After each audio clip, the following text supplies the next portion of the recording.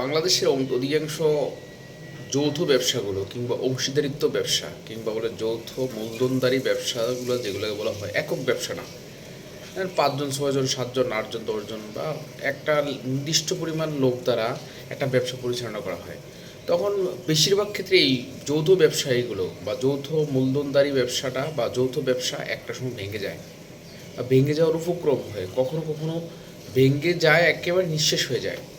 তো এটার কারণটা কি, মূলটা কি?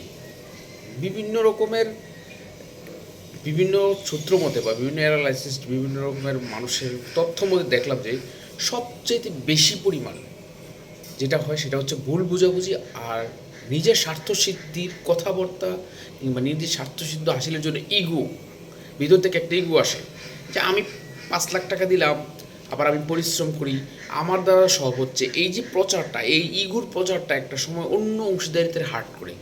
দ্বিতীয়ত হচ্ছে চুরি, নিজের মনটাকে প্রেস না করে আরও অংশীদারকে ঠকানোর যে রীতিটা, এই দুইটা রীতির কারণে যৌথ মূলধনদারি কিংবা যৌথ ব্যবসাটা আজকাল দেখা যাচ্ছে না প্রায়, এবং এটা আস্তে আস্তে রীতিটা সরে যাবে। এই দেখুন, এই যে এই দুইটা জিনিস, একটা হচ্ছে আমি করেছি বেশি, আমি সব কিছু করতেছি, আমি কিছু করতেছি, আমি এটা করতেছি, আমি ওইটা করতেছি, আমি শেষ, আমার দ্বারা সব হচ্ছে, অন্য অংশীদাররা কিছুই করতেছে না।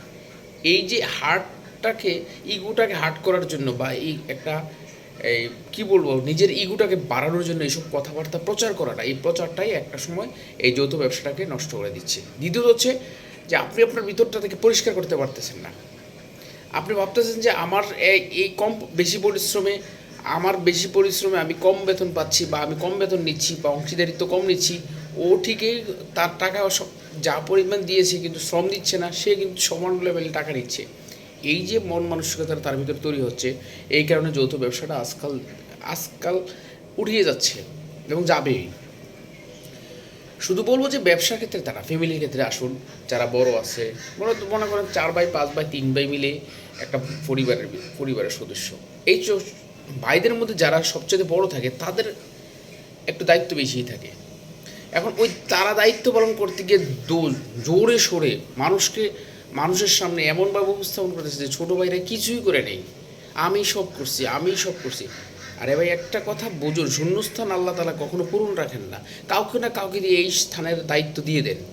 তো আপনি বড় হয়েছেন, আপনাকে দায়িত্ব দিয়েছে, আপনি সময় সাপেক্ষে, ধরেন একটা বাইরের থেকে আপনার বয়স হলো 10 বছর, তাহলে আপনি 10 বছর এই সংসারটা চালাইলে তারপরে ছোটো ভাইয়ের সমানে আসবেন, বলতে পারবেন যে হ্যাঁ আমি 10 বছর আগে জন্মাইছি, 10 বছর আলো ভাতা সব খাইছি, সব কিছু আমি পরিবার থেকে নিয়েছি, এই 10 বছরের কারণে আমি বড় হওয়ার কারণে 10 বছর আগে সংসার দায়িত্ব আমার উপর পড়ছে, এই 10 বছর আমি চালানোর পরে ছোটো ভাই উপযুক্ত ছোটো ভাইয়ের দায়িত্ব নিয়েছে।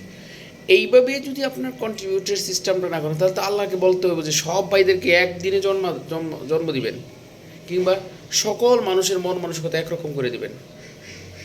আপনাকে আমার কথা বুঝে নেই, লজিকটা নিজের ভিতরটা পরিষ্কার করেন, নিজের ইগোটাকে পরিষ্কার করেন, সমাজ বাঁচবে, সংসার বাঁচবে, পরিবার বাঁচবে।